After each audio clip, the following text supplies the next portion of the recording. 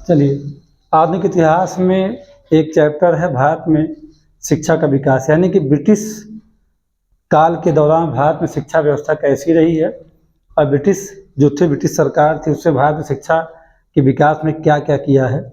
हम लोगों ने हंटर हो, चाहे वो डिस्पैच हो, चाहे 1913 घोषणा पत्र हो, बहुत सारा कुछ हम लोगों ने देख लिया है। आज हम कहाँ हैं? सैडलर आयोग पर है। सैडलर आयोग का गठन क्यों किया गया, इसके पहले क्या कोई घोषणा जारी की गई थी? तो 1913 में एक घोषणा है किसका? शिक्षा में सुधार को लेकर के। वो भी कैसी शिक्षा? प्राथमिक स्तर पर निःशुल्क अनिवार्य शिक्षा की बात थी ना, वही था उसमें। उसी की मांग की गई थी, लेकिन ब्रिटिश सरकार ने इसे स्वीकार नहीं किया था और उस प्राथमिक अनिवार्य निःशुल्क शिक्षा की वकालत सिफारिश जी के गोखले जी ने किया था। विधान परिषद में लगभग 1910 से लेकर के 1913 तक वो अपनी बात कहते रहे, लेकिन ब्रिटिश सरकार ने इस बात को एक्सेप्ट नहीं किया था। और उसने क्या दे दिया? उसने दिया तो कहा कि जो निरक्षर हैं उन्हें साक्षर बनाने के लिए उसने कहा, लेकिन निःशुल्क शिक्षा करने की बात नहीं किया।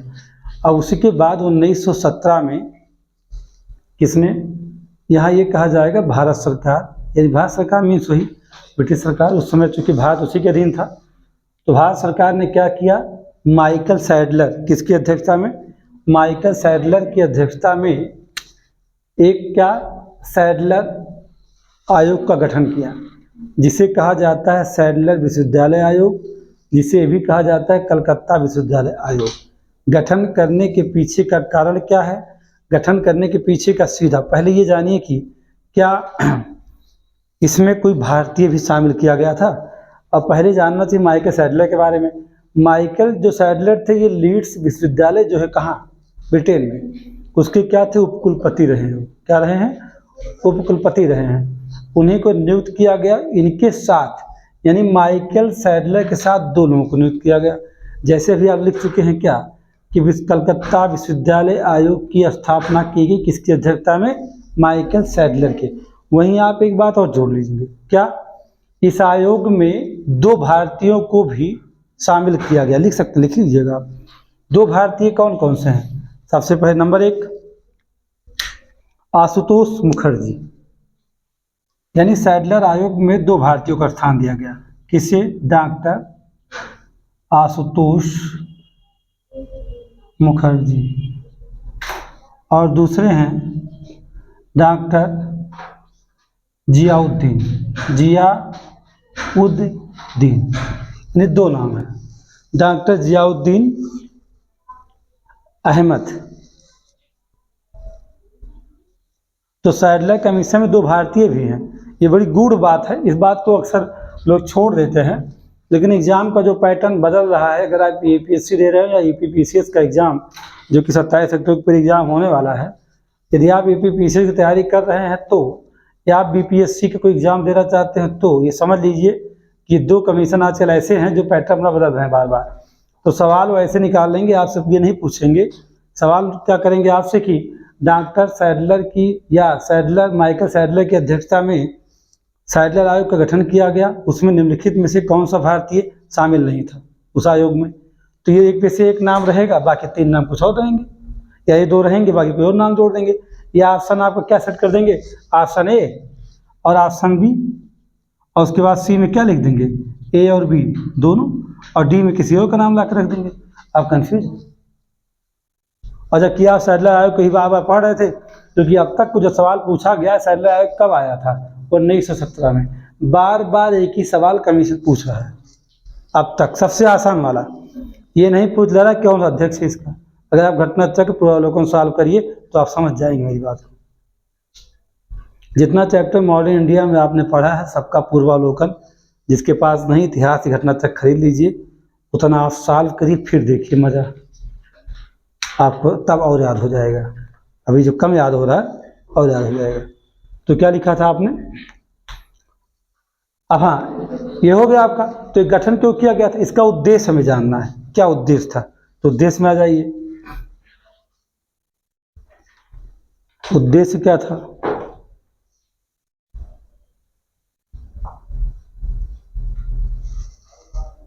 विश्वविद्यालय शिक्षा में विश्वविद्यालय शिक्षा में हुए विकास का मूल्यांकन करना, हुए विकास का मूल्यांकन करना, साथ ही सुझाव भी देना, साथ ही सुझाव भी देना।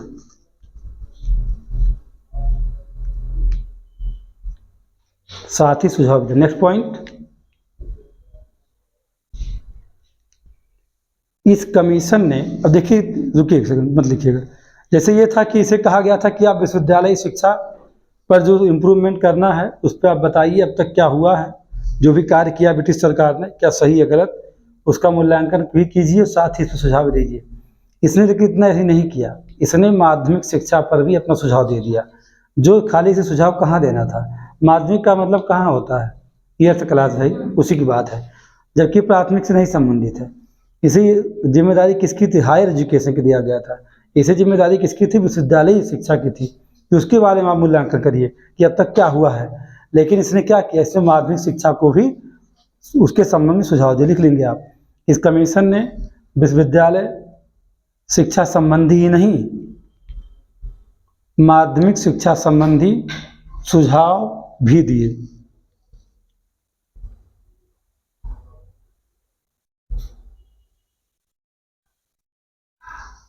सुझाव भी दिए। तो अब यहाँ आप कहाँ गया, आपने उद्देश्य पता लग गया। यानी सैडलर कमीशन में आप क्या क्या जान चुके हैं। सैडलर कमीशन में आपने अध्यक्ष को जाना, आपने उद्देश्य को जाना, आपने ये भी जाना कि कौन सी भारतीय इसमें शामिल है। अब आपके सामने क्या बचा है इसमें, अब बचा है क्या सुझाव दिया, कौन सी ऐसी सिफारिशें हैं जो दिया। यानी अब यहाँ आपको सिर्फ क्या बताना है, सुझाव। मूल्यांकन जो करना था, मूल्यांकन के बाद ही कोई अपना सुझाव प्रस्तुत करता है, उसके पहले नहीं करता है। तो आप किसे देखेंगे, सबसे पहले क्या, नंबर 1 माध्यमिक, क्या, माध्यमिक शिक्षा,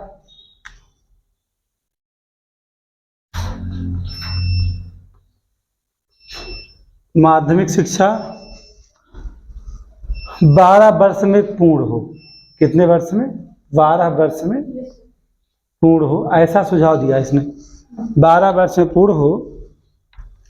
एक भी जानिएगा, ब्रैकेट में क्या लिख लीजिएगा, हाई स्कूल, हाई स्कूल की परीक्षा के बाद, हाई स्कूल की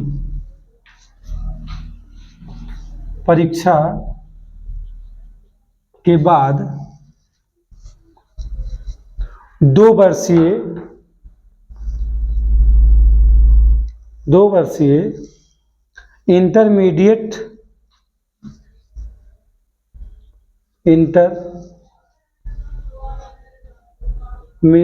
में शिक्षा प्राप्त करें। ठीक,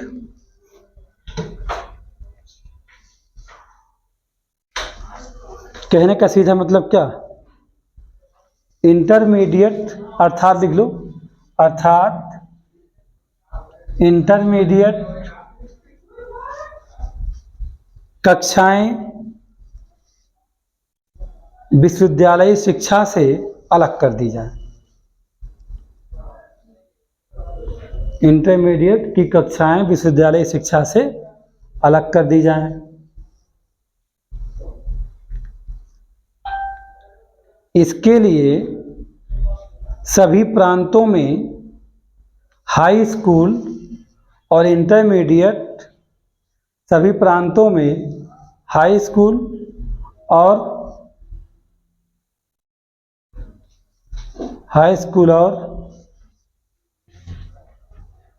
इंटरमीडिएट बोर्ड की स्थापना की जाए। छूट गया, क्या छूटा, सबका पेनबंद है क्या, मतलब बताइए, बोलिए जल्दी बोलिए, क्या बोलिए, वह फंस गई ट्रेन। चलिए, अर्थात इंटरमीडिएट कक्षाएं विश्वविद्यालय शिक्षा से अलग कर दी जाएं। इसके लिए प्रत्येक प्रांत में हाई स्कूल और इंटरमीडिएट बोर्ड की स्थापना की जाए। ये पहला सुझाव किसका है? ये सैडलर कमीशन का पहला सुझाव, क्योंकि इसके पहले जो इंटरमीडिएट की शिक्षा होती थी वो यूनिवर्सिटी के अंदर घुस के चलती थी। नहीं समझे? पहले ऐसे होता था कि इंटरमीडिएट का जो आपका एजुकेशन वो कहाँ चल रहा है? उसी यूनिवर्सिटी के अधीन चल रहा है। इसने कहा नहीं, इसको अलग कर दीजिए। जैसे अभी आपका विश्वविद्यालय है और इसी में ये कहा दिया जाए कि हाई स्कूल पास आउट होकर और इंटरमीडिएट एडमिशन ले लो, मतलब 11वीं की क्लास चलाना शुरू कर दे और उसके बाद अपना वो क्या करे, 11वीं का हो जाए, 12th का हो जाए, उसी में आपका BSc शुरू करवा दे, क्या स्नातक शिक्षा देना शुरू कर दे। तो ही रोका इसने, कहा कि नहीं अलग कर दीजिए। तो उसी के बाद देखिए हमारे यहाँ क्या है, माध्यमिक शिक्षा परिषद है नहीं है, इंटरमीडिएट का बोर्ड अपना है, हाई स्कूल का बोर्ड है। आप एग्जाम जब देते हैं हाई स्कूल इंटर का, उसमें लिखा होता ना कि हाई स्कूल बोर्ड क्या और इंटरमीडिएट बोर्ड, ऐसा लिखा होता। चलिए नेक्स्ट,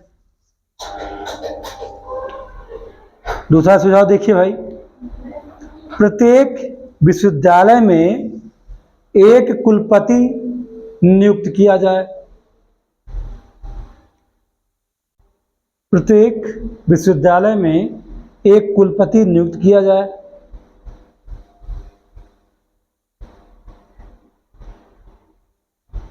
नेक्स्ट,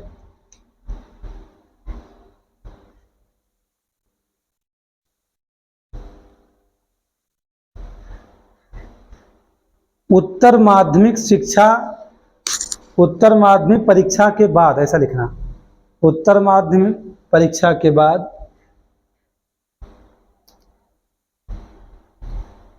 स्नातकीय शिक्षा 3 वर्ष की हो।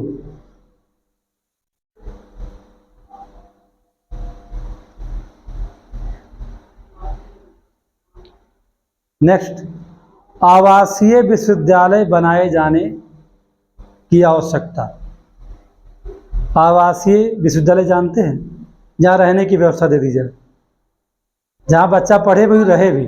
हाँ हाँ, यस, हॉस्टल। हाँ,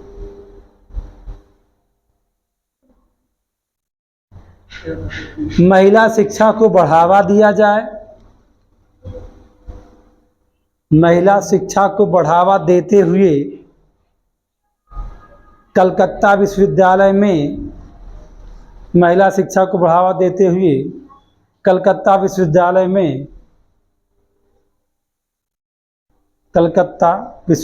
में स्त्री शिक्षा के लिए एक बोर्ड का गठन किया जाए।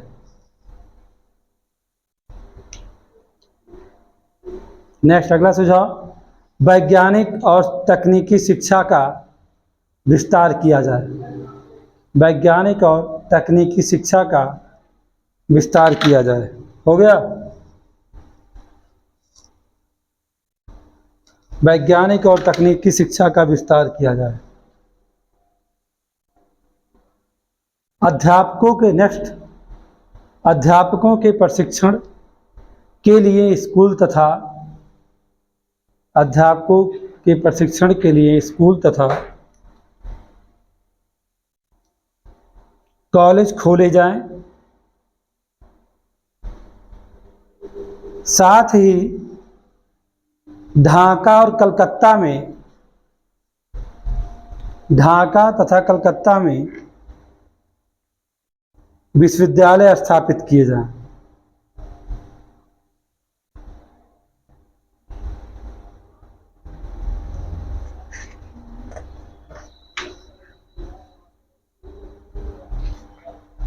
क्या लिखा बेटा? स्थापित किया जाए। हाँ ठीक, ये बातें हो गई। चलिए नेक्स्ट पॉइंट, या ये सुझाव थे, है ना, सुझाव थे। इसके बाद की जो बातें हैं, इसका क्या प्रभाव पड़ा, कहाँ क्या किया गया। जैसे सैडलर कमीशन ने मूल्यांकन किया, इसके पहले जो भी शिक्षा कमीशन बने थे और जो भारतीय शिक्षा थी किस स्तर पे थी, खासकर कलकत्ता के उस एरिया में कैसे क्या चल रहा है उसके लिए। इसीलिए इसे कलकत्ता विश्वविद्यालय आयोग भी कहा गया है, क्योंकि यह जो गठित किया गया था ये कलकत्ता में जो शिक्षा व्यवस्था थी उसका मूल्यांकन के लिए ही था। लेकिन जब कुछ मूल्यांकन किया जाता था उस समय, तो जहाँ जहाँ वो चीज़ें लागू हो जाती हैं, जब पटना है, मैसूर कर्नाटक है ना, इसका प्रभाव क्या पड़ा अब आपको ही देखना है। लिखेंगे नेक्स्ट पॉइंट, इन सुझावों से सबक लेते हुए, ये उस पॉइंट से सुझाव में कोई बात नहीं मत सोचिएगा, मैं कंक्लूजन दे रहा हूँ इसका आपको। इन सुझावों से सबक लेते हुए मैसूर, पटना, बनारस, मैसूर, पटना, बनारस, अलीगढ़, ढाका, लखनऊ, अलीगढ़, ढाका, लखनऊ और हैदराबाद में विश्वविद्यालय स्थापित किए गए।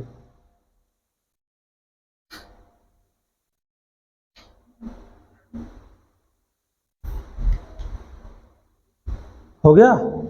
ब्रैकेट में क्या लिख देना, 1916 से 1921 के मध्य, 1916 से 1921 के मध्य, यानी कि 1916 से 1921 के मध्य सैडलर कमीशन के सुझाव को ध्यान में रखते हुए भारत में 7 विश्वविद्यालय स्थापित हुए।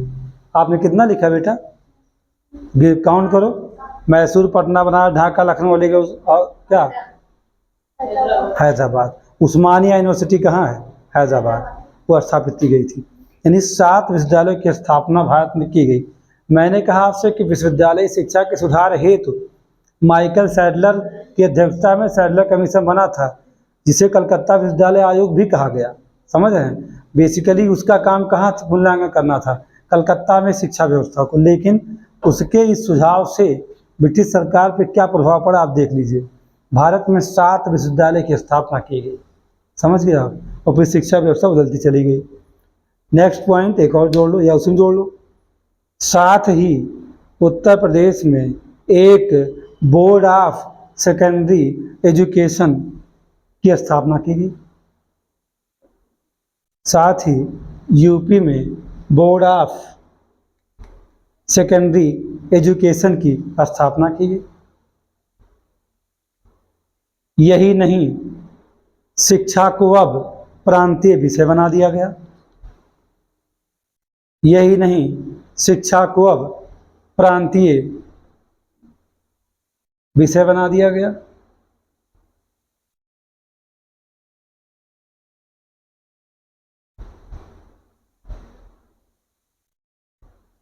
रिमार्क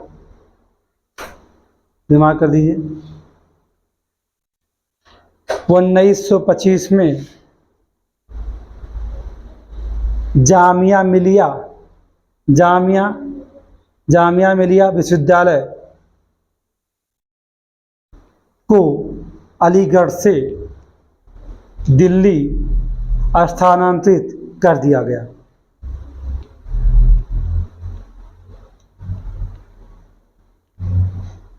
हो गया, जामिया मिलिया विश्वविद्यालय को अलीगढ़ से दिल्ली स्थानांतरित कर दिया गया। रिमार्क 2, पंडित मदन मोहन मालवीय ने धार्मिक शिक्षा देने की प्रबल वकालत भी की। पंडित मदन मोहन मालवीय ने विश्वविद्यालयों में धार्मिक शिक्षा देने की प्रबल वकालत की। धार्मिक शिक्षा देने की प्रबल वकालत की। ये क्या था, ये था सैडलर आयोग। और सैडलर आयोग ने जो मूल्यांकन किया भारतीय शिक्षा, उस ब्रिटिश काल में, यानी कि 1917 में जो कमीशन बनाया गया माइकल सैडलर की अध्यक्षता में, 2 भारतीयों को शामिल करते हुए, कौन कौन, आशुतोष मुखर्जी थे और जियाउद्दीन अहमद थे। इन्हीं 3 लोगों को शामिल रखा गया। उस कमीशन ने सुझाव दिया, जो सिफारिश दिया, उसका प्रभाव भारत की शिक्षा में पड़ा। क्या प्रभाव पड़ा, जामिया मिलिया जो कि अलीगढ़ में स्थापित पहले हुई थी, उसे उठा करके कहाँ लेके चले गए, दिल्ली। ये आप जाने कि जामिया मिलिया पहले अलीगढ़ में थी, ये ध्यान रखिएगा। जामिया मिलिया यूनिवर्सिटी पहले दिल्ली में नहीं थी। 1925 के पहले 1925 के पहले कहाँ थी, अलीगढ़ में। जामिया मिलिया वही है जिसमें जो भी 2022 का रिजल्ट आया था, 22 का आया था यूपीएससी का, कि 23 का था, 23 का, जिसमें लगभग 24 से 30 बच्चे कहाँ से आए थे? यूपीएससी सेलेक्ट हुए थे, जामिया से हुए थे। जो क्लास चलती थी उस क्लास से बच्चे निकल के आए थे। बहुत ही अच्छा विश्वविद्यालय है। तो आप समझ सकते हैं जो उस समय जो विश्वविद्यालय शिक्षा दी जा रही थी उसमें दिन ब दिन सुधार ही किया गया। उसका परिणाम यह रहा कि विश्वविद्यालय शिक्षा जिसने सुझाव जो दिया, उत्तर प्रदेश में एक जो सेकेंडरी बोर्ड का भी गठन कर दिया गया। और उसी समय मदन मोहन मालवीय ने कहा कि जो विश्वविद्यालय है उसमें धार्मिक शिक्षा भी दी जानी चाहिए। ऐसा उन्होंने क्या किया, पैरवी किया। तो ये था सैडला। अच्छा लगे तो ज़रूर आप शेयर करिए। एक अच्छा प्रयास किया जा रहा है कि जैसे ये जो आप जो भी मेरे द्वारा पढ़ रहे हैं ये प्री और मेंस दोनों की बातें हैं। अब आप अगर प्रीवियस ईयर क्वेश्चन प्री का हो या मेंस का हो, दोनों को देखेंगे तो इस बात को आप समझ सकते हैं कि कौन से पॉइंट कहाँ कनेक्ट किए जाएंगे। अगर भारत में शिक्षा के विकास पर आपसे मेंस में क्वेश्चन कर लिया जाए, 125 वर्ड या 200 वर्ड या 250 वर्ड पर आपसे क्वेश्चन कर लिया जाए तो आपको सारे कमीशन के बारे में बताना होगा। लेकिन अगर आपसे ये कहा जाए कि ब्रिटिश काल में भारतीय शिक्षा का जो विकास हो रहा था उसमें सैडलर आयोग के द्वारा दिए गए सुझाव के बारे में आप चर्चा कीजिए, तो आप क्या करेंगे? यही सारी बातें अगर आप लिख देते हैं तो ये समझिए कि आपका 125 शब्दों से अधिक की चीज़ें हैं, ये आपका काम हो जाएगा और आप अच्छे अंक प्राप्त कर सकते हैं। तो अच्छा लगे तो ज़रूर शेयर करिए, लोगों तक पहुँचाइए, उन तक ज़रूर पहुँचाइए जिनके पास संसाधन नहीं है, जो संसाधन विहीन है। धन्यवाद।